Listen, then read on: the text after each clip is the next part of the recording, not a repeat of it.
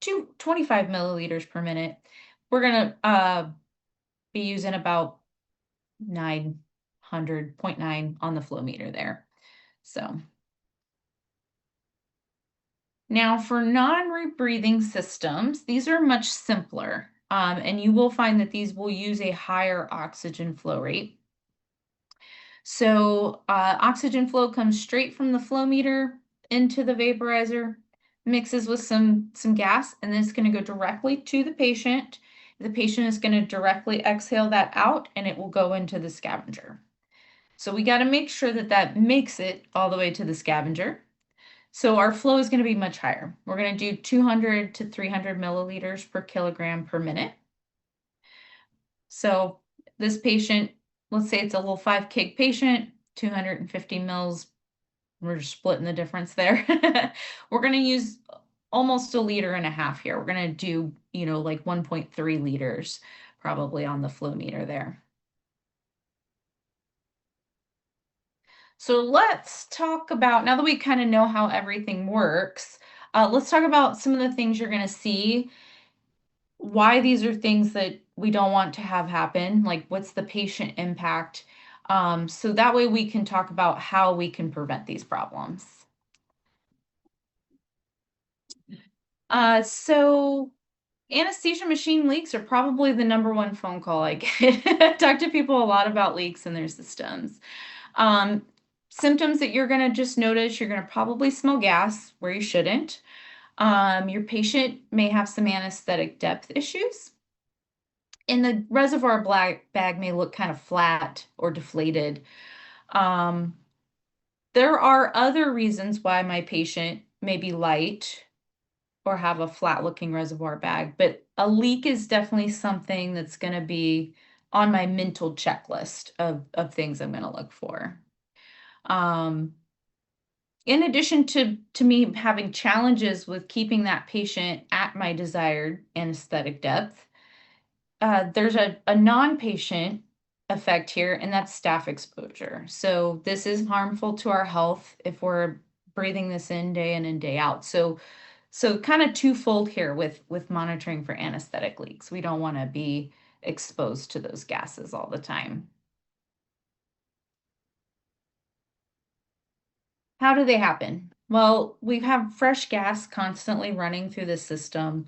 There's a lot of rubber and plastic on our anesthetic machines. We also reuse a lot of stuff in vet med. Nothing wrong with that. These are considered non-critical items. They can be reused. But that just with time and wear and tear, they're going to wear out. This image here, you can see the bag is kind of frayed. This can be both somebody yanking on it and pulling it off the machine day in and day out in combination with that fresh gas exposure. Hypercarbia. So this is one we get a lot of phone calls about as well. So what you may notice going on with your patient is an elevation in heart rate and respiratory rate. And then the most concrete thing you'll see is an increase in either one or both your end tidal and your inspiratory CO2 values.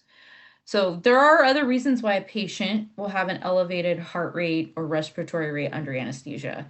They could just be light, they can be painful. There's probably more causes than that as well. But if I am monitoring capnography, I can confirm if this is or is not related to hypercarbia by monitoring those values of end tidal CO2 and inspiratory CO2. So this is a must. Like this is a critical piece of equipment you want to make sure that you have in your hospital. So what's the patient impact? Respiratory acidosis, CNS depression, ventricular arrhythmias, increase in intracranial pressure if it gets bad enough, and death. Like this can be a deadly impact for your patient. So it is something we want to make sure that we're aware of. Well, we don't want this to happen. So how does this happen? Why does this happen under anesthesia? Probably #1 reason, especially if you're seeing incoming CO2, exhausted soda line. You do want to make sure you have a good soda sorb protocol. And hypoventilation. This is actually pretty common. There's some studies that show 65% or more of our patients are going to hypoventilate under anesthesia. So we give them drugs, they're respiratory depressants. Some of our patients are probably more overweight than they should be as well. Can be positioning on the table. Uh, these are things you want to make sure you're monitoring and intervening for. Increased dead space. So I've got this picture here, this tube sticking halfway out of this dog's mouth, cutting down tubes, being cognizant of things like humidity vents and elbows and anything that is not exchanging or separating gases as that patient's breathing in and out of that circuit. And then faulty unidirectional valves. And when I say that, I'm referring to a valve that is stuck open. So if the both discs are open at the same time, the patient can inhale while the exhaled gases are present and therefore breathe in CO2. This is probably not something you see a lot, but as we go forward and we talk about maintenance, we're going to talk about cleaning your domes and your disc in the anesthetic machine. And I've seen people forget to put them back in, or maybe they don't clean them. So we'll talk more about that. But this is something that I have seen trip people up before. Excessive airway pressure. This is another scary one, and probably one that a lot of us, I would think, are aware of.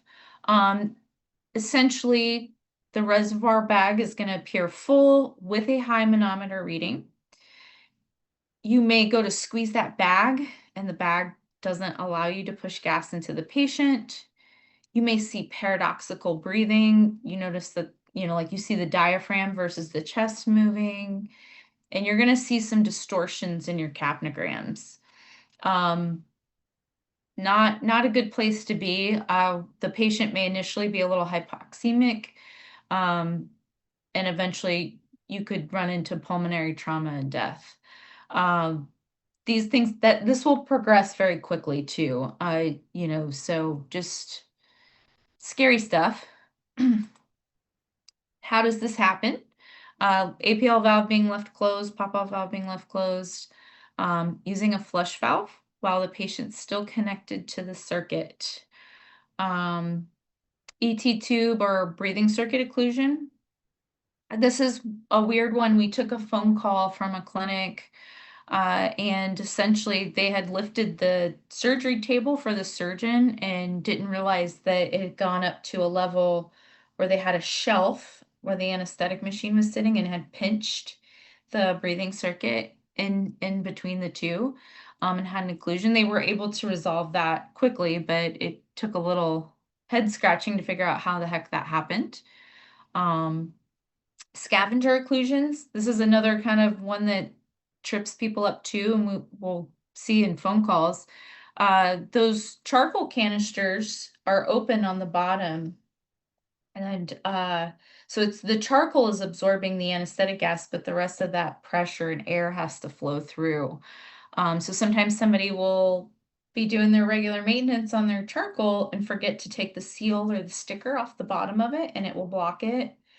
I also had a customer one time, the little basket that holds it broke, and so they just zip tied a cup on there, not realizing that it needed to flow through the bottom.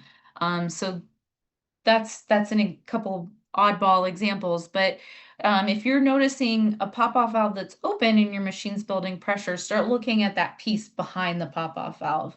Maybe your active scavenger has a clog or a blockage, things like that.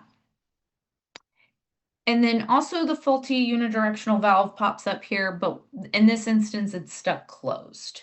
So maybe there's patient secretions or debris or something that has not allowed that disc to open when that patient's trying to exhale. Well, we don't want any of these scary things to happen. So let's talk about how we can prevent these things. So daily, 100% before every single procedure, do your leak test. And I'm going to show you on the next slide how to actually do said leak test. And use the parts and pieces that you are going to use per patient. You know, me wearing my mid-mark hat when I'm talking to a customer that we know there's a leak and we're just trying to do some hunting, I may have people take bags off and circuits off and plug things up. But for Mandy wearing her vet tech hat, I'm going to calculate out my circuit size, my bag size. I'm going to put those things on the machine, and that's what I'm going to leak test. I know that bag is a tricky one and sometimes likes to create a leak, so it needs to be considered. And then use of checklist.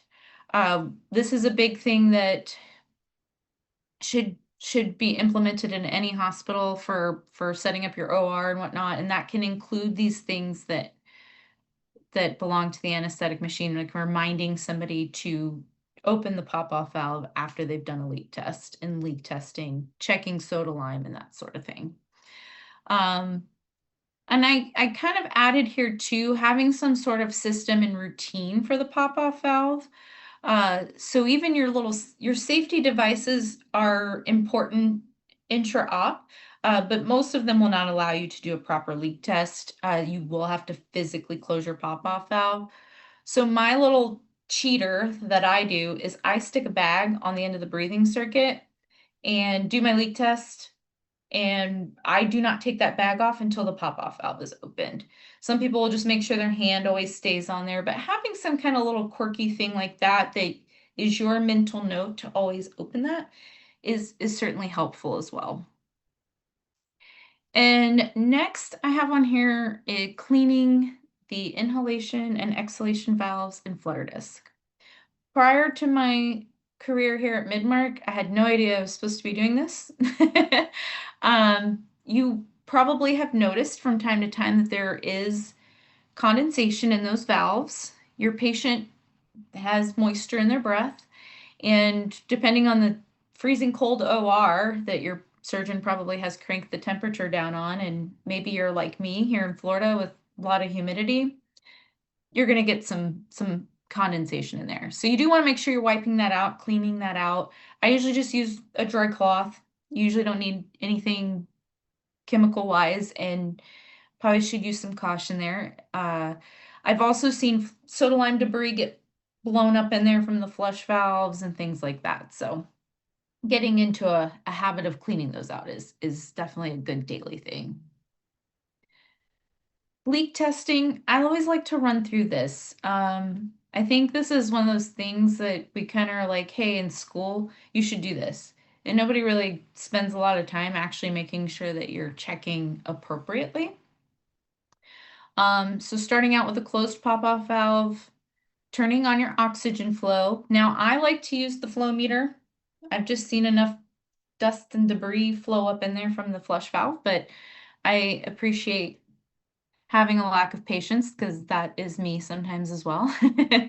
And then occluding the patient circuit. So I stick a bag on there just because I don't like having to jam my thumb in there or push it into my hand.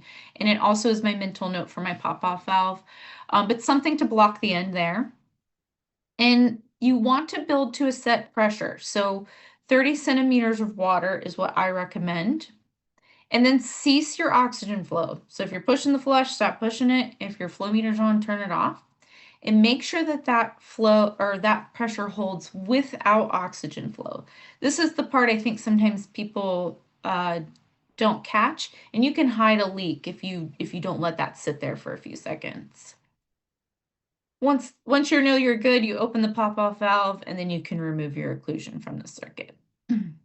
You are going to sometimes have small, teeny tiny leaks. So the ASTM, it's a safety organization that kind of sets standards for equipment and things used on patients. And their threshold is 300 milliliters, so 0.3 on your flow meter. I will, when I'm helping a customer, measure that, but my cheat way when I'm just trying to get through my day in the clinic is I will count 15 seconds. So if that pressure has dropped a little in that 15-second time frame, but I am not at zero, I know that I'm under that that threshold, and I'm going to keep on rocking and rolling through my day. That's a teeny tiny leak. I'm probably not going to find it, and it's probably not going to impact my patient. If it's much larger than that, you do got to hunt that down. Um, I just recommend getting a spray bottle with some dish detergent and some water, spray it down. It's like looking for a leak in your bike tire. Once you repeat that leak test, you're going to get bubbles somewhere, wherever that leak may be. Could be something you just need to tighten up. Maybe you didn't put the soda lime canister in right, things like that. Um, or maybe it's time to replace something. So that's my little trick when I start having to find something. Weekly maintenance. So I put soda lime here. This is really going to be dependent though, practice to practice. So the rule of thumb, and it is a rule of thumb, is 8 to 10 hours of use or once a week, whichever comes first. So if you know that you're doing 4 hours of dentals 5 days a week, once a week is not going to be enough for you. You're probably going to have to change it 2 or 3 times a week. Um, Sitting unused in that machine, just exposed to the room air, is exhausted in about 2 weeks. And that's true of your containers that you purchase it in too. So if you buy a big drum, if you can't use that big drum in 2 weeks, then you need to switch to something like a smaller container, whether it's the little cartridges or bags or things like that. I also suggest when you do change the soda lime out that you wipe the gaskets or housing down if it's dusty or you got granules. Those are real leak prone spots. I'll see that. And it can just be a little bit of dust. You wouldn't think that would create enough of a leak, but it can be kind of frustrating when you're trying to hunt it down later. And then your scavenger, you do want to do some sort of systematic checking on that. If you have a active scavenger, they usually have some sort of manometer or testing device you plug into the where it connects, and you just make sure that it is in fact drawing those gases away. Um, for the charcoal, you do want to check with the manufacturer of those products. It's usually a set weight that they recommend changing them or every 12 hours. I also just want to note, I forgot to mention this earlier, but with charcoal, there is also like an oxygen flow rate limit to its effectiveness as well. So if you're not calculating out your flow rates, and you're using, it's not harmful to the patient to just set everything on like 2 liters per minute or things like that. But I do believe if you get up over a certain threshold, some of those canisters, actually the gas is flowing too fast to absorb your waste gas. So just being aware of what those manufacturers recommend for those types of products. And just double checking that your soda lime protocol fits your practice. And annual maintenance. So this is a lot of times vaporizer specific, and that's going to vary greatly manufacturer to manufacturer. So just being aware of what that manufacturer says for you to do. I also did not really know this much until working on the equipment side of things. In clinic testing, when somebody comes to your hospital and tests your vaporizer output, is not the same thing as calibration. Not that that isn't part of recommended care or useful knowledge, but if your manufacturer says your vaporizer needs calibration or in-house servicing on an annual basis, that is different. I have a picture here of the inside of a vaporizer. I thought that was kind of cool just to see what all these parts and pieces look like. There's a ton of O-rings in plastic and there's cloth inside there. I have seen these things taken apart in our factory with toenails and gobs of hair washed into them from the prep area where it sits in that little well and you just refill it in and it washes it all in. These little seals and gaskets and stuff leak. also with time sometimes. And you can't really fix that in-house. I can fix a leak in bag, but I can't fix this. So just make sure you're aware of what that is so you can prevent these problems before you're in a pickle. Um, and just being aware that calibration and service usually is done in a specific factory where they have temperature, humidity control type setting for that. And then also checking with the manufacturer of your anesthetic machine for any kind of leak preventative maintenance kit, component kits, things like that. Always kind of, for the sake of annual maintenance, think of the vaporizer and the anesthetic machine as two different devices. So the vaporizer may need to go to the factory once every 2 years, but the anesthetic machine, they may recommend changing out some of those parts and pieces on an annual basis. They could even belong to two different manufacturers. I see that too a lot. Um, and again, the goal here is just leak prevention. Um, so I also recommend too, maybe having somebody who's like a point person for all this maintenance and equipment type stuff, having some sort of log system and keeping that in the vicinity of the equipment. So maybe keeping it in an area near the OR or in the prep area. So that way, maybe I'm the point person. I know when these things are due, but somebody may go on maternity leave. They may leave the clinic altogether. You want to make sure that something like that doesn't fall to the wayside.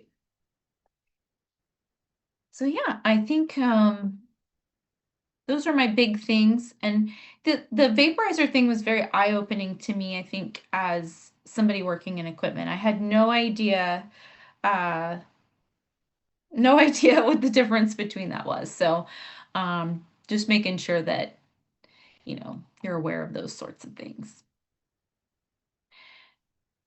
I feel like with the number of you all here that there's probably a lot of questions I would love to get to. I just stuck this fun little picture up here. This is one of our mid-mark monitors on a Rhino. Somebody sent this to us the other day. I just thought that was super cool. This is at a reserve, I think, in Africa somewhere. Our international sales rep sent this to us a couple weeks ago. So kind of a fun little picture for attention, if you will. That is so cool. You are right. We have a lot of. Yeah. So I'm going to start at the top. So, when a patient inhales, does the inhaled gas enter the CO2 absorbent before flowing through the one-way valves? It does not. Not when it's fresh from the flow meter. So initially from the flow meter and vaporizer to that inhalation area, it has not flown through the soda lime. There, with a rebreathing system, some of that gas will eventually mix, but it won't mix without having gone through the soda lime. So it has to have been exhaled at some point before it hits the soda lime. Awesome. And how do you determine where in the 22 to 44 mil per kg minute range that you set your rate for oxygen flow? Yeah, that's kind of the textbook range so we also do in-clinic training, and that's kind of our textbook range. I usually just pick something in the middle. And then that way when I get those weird numbers like 875, well, I can't set the flow meter to 0.875. If I know I'm in the middle, I can go up a little and I can go to 0.9. So kind of gives me that little wiggle room there. I also sometimes just pick what's easy math. So, but there is some flexibility there. I like easy math. Yeah, yeah. Sometimes that's the deciding factor for me. So, do you have any recommendations on troubleshooting high EtCO2? Yeah.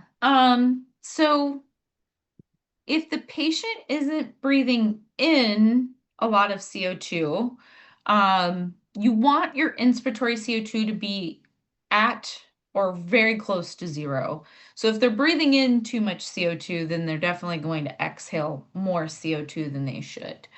So I'm going to look at if they're breathing, if they have a high inspiratory, I'm going to look at soda lime. Did I forget to change that? Did that fall off the radar? Those kinds of things. Also, the 8 to 10 hour is a rule of thumb. So it is, there's actually a lot of chemistry and science behind it. So, like, if you have a lot of patients with a high tidal volume that particular week, they may actually exhaust it sooner. So kind of keep that in mind too. If it's close and you think back, well, yeah, every dog today has been a Labrador for some reason or a big pitty mix or something, then maybe you need to change it a little sooner. Um, Dead space, sometimes that's unavoidable. Maybe you're using the non-root breather and you've got an elbow on there and you've just got to, you have to have that patient position for the surgery to happen, kind of keeping that in mind. And maybe I'll just increase my oxygen flow a little bit just to kind of help push those gases where they need to go. Um, Troubleshooting that piece will help, but we know we're going to see high end tidal a lot of times from hypoventilation. So making sure that you're positive pressure ventilating the patient. That's hard to say. Positive Yes, I know. I pressure. like got definitely got tongue tied there. PPP. So if you give that patient a breath and it comes down to normal, then we know that that patient's maybe going to need my support through the procedure. If you've got a fancy ventilator in your hospital, that may be when I get annoyed and just put you on the ventilator and I don't have to keep breathing for you and giving you those big breaths. Um, those are not always accessible for every practice. So if that's the case, then I'm the ventilator. Um, and just making sure that you're helping support that. And so, what is the reason that we build the pressure to 30 cm HTO, not 20 or 40? That's a good question. And I'm honestly not 100% sure. I prior to my mid-mark life, I always did 20. Um, I think we do 30 because it's kind of a cheat way for me to make sure that I can ignore something that's a tiny little leak versus a big leak. I think if you set it to 20 and the pressure's dropping a little, it might be just harder to know is it too big or not? And 40 might lie to you. The other trick that I do is if I cut the flow off and the pressure starts to drop, I can turn the flow back on and flow it to whatever amount of oxygen keeps the pressure steady. So now it's not building and it's not dropping. And that is how I can know exactly how big the leak is. So if I do that and it's 0.2, I know it's a teeny tiny leak. If I do that and it's a liter, I got to do something about it. So you can also do that as well. I just think sometimes that's harder to visualize virtually than the other way. But that's how I will help people on the phone sometimes find leak sizes. And what does it mean if my pressure continually increases during the leak test? How should I fix it? So if your oxygen flow is off, then it cannot increase unless somebody is pushing on the bag, maybe. That can kind of move gas around in the system, but it can't build once the oxygen flow is off. And then we have a pop-off question. If you have a pop-off that has a twist closure and a button on top, do you have to twist the pop-off closed during leak testing or just holding the button down closed sufficient? So most of the ones I have experience with, you do have to twist close. They do sometimes have like pressure thresholds. So like my safety valve that Midmark sells will release between 25 and 30 centimeters. So I can't really get it up high enough to check for a leak. And I close the pop-off valve. Um, I, one of the hospitals I do some relief work at, we have one that's a button system. And it doesn't ever actually truly close, so we have to use like a little plug on the pop-off valve to block it. We also have to use that for a ventilator to actually know if it's occluded and if it's not leaking. So if you're using a safety device, would maybe just do a little research with who makes it and just find out. Because yes, if you can ideally just push your button down and it will close it and allow you to build to sufficient pressure, that would be perfect. But I would just maybe get all of the ins and outs of that first before I relied on that. This is a really good question. Can you tell us a little bit about what causes condensation in that soda lime canister? In the soda lime, okay, yeah, there is there is desiccation and exhaustion with soda lime. So desiccation is like kind of where it dries out, if you will. This is another fun little thing I learned later in life too. And with a gloved hand, you're not technically supposed to touch soda lime without gloves on. It Mhm. is pretty caustic, but it should be spongy. So you should be able to actually pick up a piece of it in your fingers and gently crush it. And if it's hard as a rock, like kitty litter, it's not actually absorbing. It's what they call desiccated versus exhausted. And I do think you'll see more desiccation with soda lime or more condensation with desiccated soda lime versus, when it's fresh and spongy. But in general, my understanding is that most of the condensation you see in general is just because of the patient breath. Um, and it kind of leaves that vapor state because that patient's nice and warm, and then it's going into a cold room with cold gases and all that. Um, I also know that soda lime can build heat if the canister is not filled properly. So make sure nobody's like overfilling the canister, because that can kind of make it pack too tightly, and you can get some heat build there too. So one question, when checking for leaks, you mentioned spraying with a diluted soap mixture. Are you spraying down the entire machine? Do you have to wipe all of this off when you're done checking? And what is the approximate dilution? Lots I of don't questions in this one. Yeah, that's a good one. I do talk to people a lot about this. So, dish detergent and water are actually pretty mild cleaning products. I learned through just kind of trial and error here at Midmark that things like Chlorhex, which I used to love wiping everything down with, is actually pretty caustic to rubber and plastic and stuff. So yes, your soapy water can go absolutely all over that machine, and it's probably one of the most pH safe things you can douse it in. So it'll give it a nice, good, safe cleaning after you wipe all that off. And yes, I spray everything down. I'll like visually just look for stuff that's pretty obvious, like holes in the bag. Those are the common ones. Or if I knew I just changed the soda lime, that I get it on there right, those kinds of things. But when it gets more complicated to find, I'm going to spray everything down because even the vaporizer could be leaking. They're not common, but it can happen. It does have rubber seals and stuff too. All of the tubing, all of the circuits and stuff like that too. Um, as for dilution, as long as you're getting bubbles, I think you're good. Um, I do stay away from like, rescue and things designed to like clean surfaces in the hospital because I don't think it gets soapy enough. I've also seen some people use Windex. I think sometimes that can be a little tricky. It does kind of bubble up, so I just don't know what that would do like to certain soda lime canisters and stuff. Some of those acrylics may not like the Windex and crack. And they make soapy mixtures like at hardware stores too for these kinds of things, but most people have some sort of dish detergent they're scrubbing kennel dishes and things like that with. So it's usually something quick and easy to have in the hospital. And is there something specific you use to clean the inhalation and exhalation valves? I just use a soft cloth Okay. usually. Usually it's just patient secretion I'm just wiping off and condensation.